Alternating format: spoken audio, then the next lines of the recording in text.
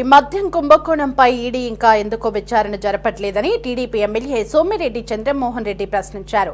ఈ కుంభకోణంపై ప్రధాని నరేంద్ర మోదీ దృష్టి సారించాలని కోరారు. బిగ్ బాస్ అండతో 3,200 కోట్ల దోపిడీ చేసిన నేరగాళ్ల పని పట్టాలన్నారు.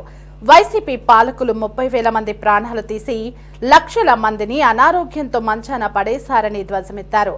మద్యం స్కామ్ సూత్రధారుల పట్ల కఠినంగా వ్యవహరించాలన్నారు. ఇక ఈడీ వెంటనే స్పందించి ప్రజల నమ్మకాన్ని నిలబెట్టేలా చర్యలు తీసుకోవాలని కోరారు.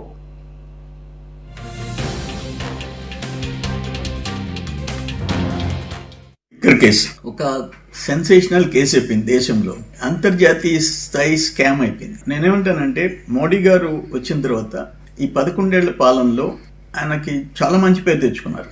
ఈవెన్ పహల్గామ్ మీద ఉగ్రవాదులు దాడులు చేయించి ఆ టెర్రరిస్టుల అంతు చూశాడు. ఇక్కడ నేనేమంటానంటే అదే విధంగా ఎకనామిక్ టెర్రరిస్టుల సంగతి కూడా చూడాల్సిన అవసరం ఉంది.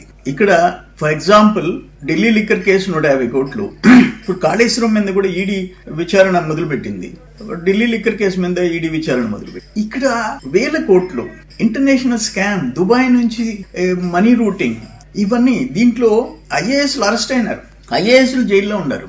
ఒక కీలక వ్యక్తి అంటే మీరు అర్థం చేసుకోవచ్చు, రాష్ట్రంలో ఆయన ప్రమేయంతో 3,200 కోట్లు ఇప్పటికి లెక్క తేలింది. ఇటువంటి కేసులో ఈడీ విచారణ చేపట్టాలా? నేను చూసా మీడియాలో, ఒక వ్యక్తి ఆయన సోషల్ మీడియాలో నేను 50 కోట్లు పెట్టి కుక్క కొన్నాను అని చెప్పాడు. కుక్క పిల్ల.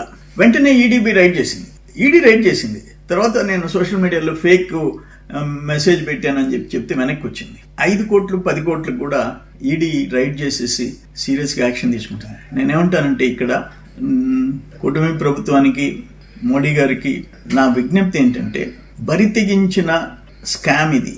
మనుషుల ప్రాణాలు తీసిన స్కామ్. 3,200 కోట్లు ఒకటే కాదు, 30,000 మంది ప్రాణాలు బలిగొన్నది ఇల్లిసిట్ లిక్కర్. ప్లస్ లక్షల మందిని బెడ్ రిడన్, హాస్పిటలైజ్ అయిపోయినారు, పనికి రాకుండా పోయినారు. ఇంత పెద్ద ఘోరమైన దోపిడీ నేరం, దీన్ని సీరియస్గా తీసుకోవాల్సిన అవసరం ఉంది. అక్కడ టెర్రరిస్టులని ఎట్టా అంతం చేశారు, ఇట్లా ఎకనామిక్ టెర్రరిస్టులు కూడా మోడీ గారు సీరియస్గా తీసుకొని అంతు చూడాల్సిన అవసరం ఎంతైనా ఉంది. ఈడీ వెంటనే స్పందించి దీన్ని ఇటువంటివి అంటే ఒక మెసేజ్ దేశంలో పోవాలా, ప్రజలు నమ్మి ఒక ఛాన్స్ అంటే ఎన్నుకుంటే వాళ్లే ఇటువంటి బరితెగింపుకి పాల్పడితే పరిణామాలు ఎట్టుంటాయని అనేది దేశ ప్రజలు గమనించాల్సిన అవసరం ఉందని నేను విజ్ఞప్తి చేస్తున్నాను.